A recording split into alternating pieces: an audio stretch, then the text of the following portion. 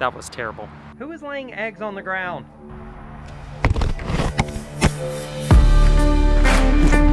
I'm really happy with that. Point of aim, point of impact. That's not bad. See that? Believe it or not, that arrow's meant for a baboon. Okay, so real quick, because it is 100 degrees outside, I cannot believe it's September 21st and it is 100 degrees outside. Tell me you live in Florida without telling me you live in Florida. But today we're gonna do 3 tips to go from beginner to not so much a beginner because I'm not a professional. Yeah, I can't say to take you to a professional level, absolutely not, because I'm not a professional, but I can honestly say I feel a lot more confident shooting than I used to. So let's just do 3 tips to gain some confidence when shooting. Okay, so tip number 1, this is probably the most important thing that I could tell you. This is the most important thing I learned. Have a system. And this is what I mean by system. Whether you're playing golf, whether you're on the bench press, whether you're shooting basketball, no matter what you're doing, there is always a muscle memory type system to what you're doing. Have a system. Figure out what system works for you. I'll go over a couple of things that Madman taught me and then stick to that system. So that way, when you're shooting in a competition or when you're up in a tree and here comes a gigantic buck, most of what you're doing is just natural. It's muscle memory. It's something that's ingrained in you. You don't even have time to freak out when that deer's there because you've done it so many times. It becomes repetition. It becomes muscle memory. So have a system. So first part of my system is going to be the first part of everybody's system. If you're shooting any kind of bow, first part is going to be the draw. This is not going to be a complete how-to on the perfect draw. That is going to be something you're going to have to watch from somebody else. But just watch some YouTube videos, do what you got to do. Get your draw down pat. Figure out a good draw method that works for you. Second part of my system, and we'll go over these points real quick, is the anchor. So after you draw, you want to find a really good anchor point. What I was taught, what works out really well for me, this very first knuckle right here on my index finger, locking it in right behind my ear. Hopefully you guys can see that pretty good. Draw, anchor.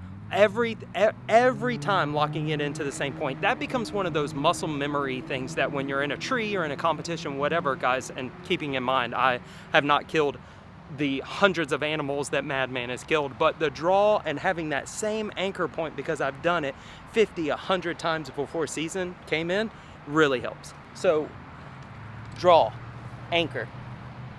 Third point we're gonna do is I'm gonna find my nose button. Guys, if you do not have a nose button, if you don't have a kisser button, some other third point of anchor, I strongly suggest you guys do that. It has helped me.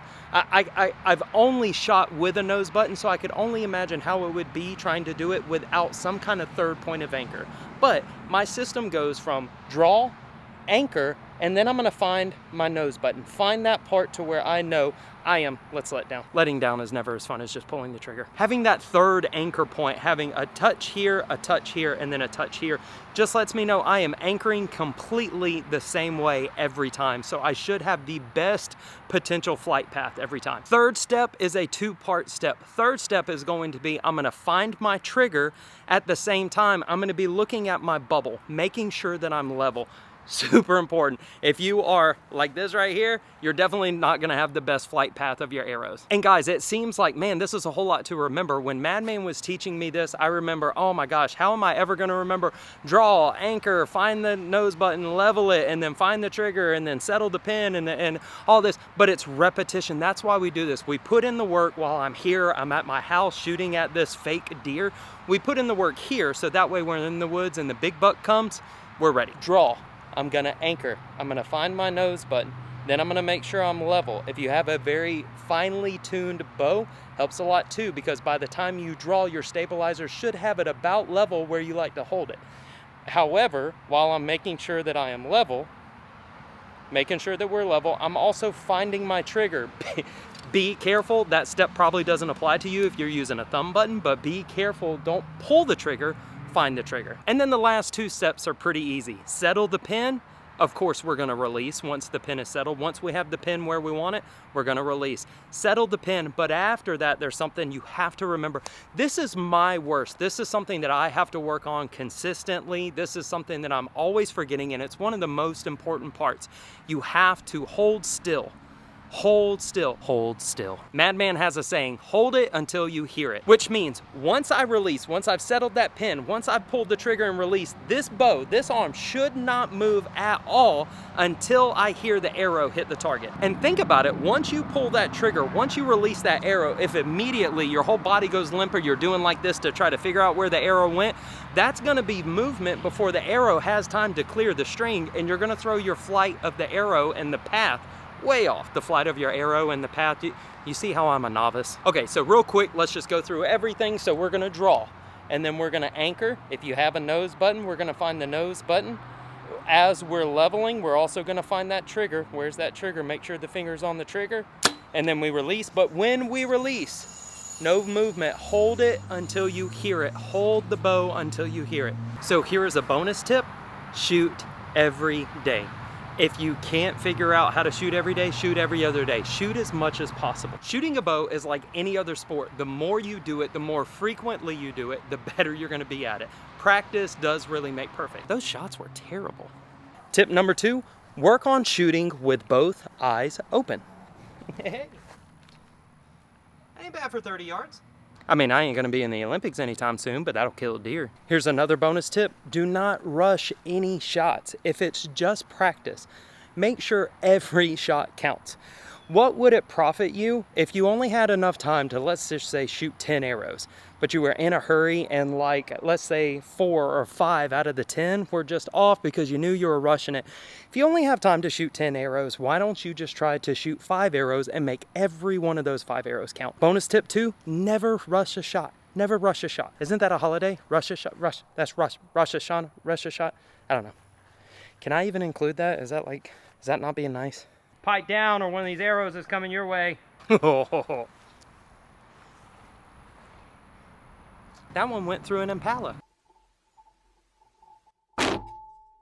Okay, shooting with both eyes open is a lot easier than you think. It just takes a little bit more practice. I would suggest get your form down first. Get your draw, your anchor, used to leveling, all the phonetics, what would you call it? All of the little things that you need to get down while you're improving your shot, and then work on shooting with both eyes open. Just start somewhere and start adding these things in as you go. Don't feel like you have to get it perfect on day one, because Lord knows nobody was perfect on day one. Where are we? Okay, shooting with both eyes open, super simple. I want you to practice doing this. Once you draw, you get your anchor, you get everything locked in, you have this one eye, your non-dominant eye, closed.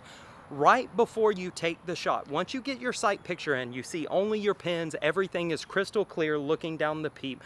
I want you to practice right before you pull the trigger, right before you take the shot, open your other eye. So we do everything like normal. We're gonna draw, we're gonna anchor, we're gonna find that button, we're gonna keep this eye closed, the non-dominant eye closed, but right before I pull that trigger, I'm gonna open that other eye. And what it's gonna do is it's gonna get you used to seeing a full range of like what your eyes can see, the full spectrum, but also you're doing that after you're used to getting that sight picture lined in. I hope this traffic is not too loud. I'm trying to shoot a video. But it can be a little scary when you're used to closing this eye and looking down that peep and having a perfect sight picture of just the deer, just those pins, everything's lined up perfect, and then you open this eye and then all of a sudden everything's jumbled and you don't know where everything went. Just practice doing that. Draw, get everything locked in, leave that eye closed for as long as you can, and then right before you take the shot, open that eye. And then once you get used to shooting with like that sight picture and opening that eye and you're like, okay, I think I can kind of see the picture, like with both eyes open, I can still see with that dominant eye and keep my picture. Start opening it up as you go through your draw in your system, and then if you get a little lost, close that eye for a second. Just close it, get your sight picture, say, okay, that's where it is, and then open that eye back up. The reason that that is important, you may be asking, well, I can still see the deer, I can still see my pins. Why is that important? The importance is if you've never shot with both of your eyes open, then it's hard to explain. You just have to experience it. The range of like what you can see and the picture that you can see with both your eyes open, even though you're focusing on a pin and you're trying to hit that one little spot on a deer, what you can see when you open both of your eyes versus just one, oh my gosh, it's unbelievable. The picture just opens up. One of those things you have to experience in order to experience it. You have to see it to believe it.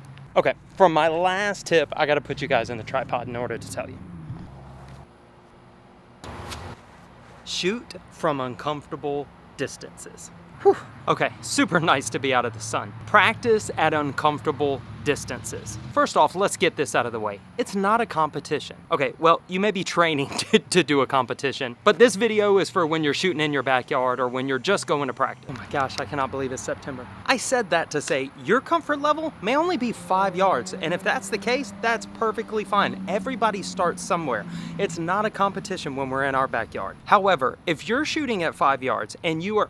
Thought a bug hit my face. However, if you're shooting at backyards. However, if you're shooting at 5 yards and you're killing it, I mean bullseye every time, you're hitting a skull can size target like every time, it's time to move to 10 yards. And if you say 5 yards, I'm good. 10 yards, a little uncomfortable, but I think I can hit it at 10 yards. Start at 10 yards for a little bit, and then it's time to go to 15, and then it's time to go to 20. When I first started like nailing it, I mean, I felt so confident at 20 yards, and Madman was like, okay, now it's time to go to 30. And I backed up to 30 yards, and I drew, and I look at the sight picture, I'm like, how am I ever supposed to hit this deer, period, at 30 yards? But after time at 30, then I spent time at 40, and then even time at 50. But this is what that did.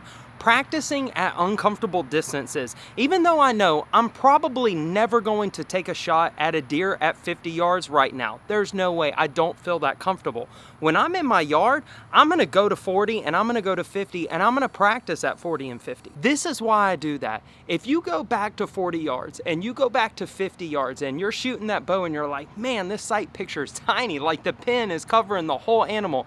And then you step back up to 30, which may not be like you're super out of your comfort zone level, but you're not necessarily ready to shoot an animal at 30. 30 feels like a beach ball sized target. It feels so good. So that is my advice to you guys, is practice when you're in the backyard, when you're at the range, practice at uncomfortable distances. That way when you're in the field, those distances that might feel a little uncomfortable, they don't seem too uncomfortable anymore because you've been way further beyond that and practicing beyond that. Okay, that's it. I've literally given you guys everything that I know. It's a beautiful day. I'm gonna shoot a little bit more. I love you guys. Thank you so much for tuning in. Launch out into the deep. Don't just go deep into the woods or launch out deep into the water fishing or hunting or something like that. Launch out into the deep things of God too. Dig deep into the word, dig deep into relationship with God, but also, don't just watch YouTube all day long. Get out there, get in the woods, go fishing, go hunting. That's why we do these things, not so we just watch videos all day long. I love you guys. Launch out into the deep. We'll see you on the next one.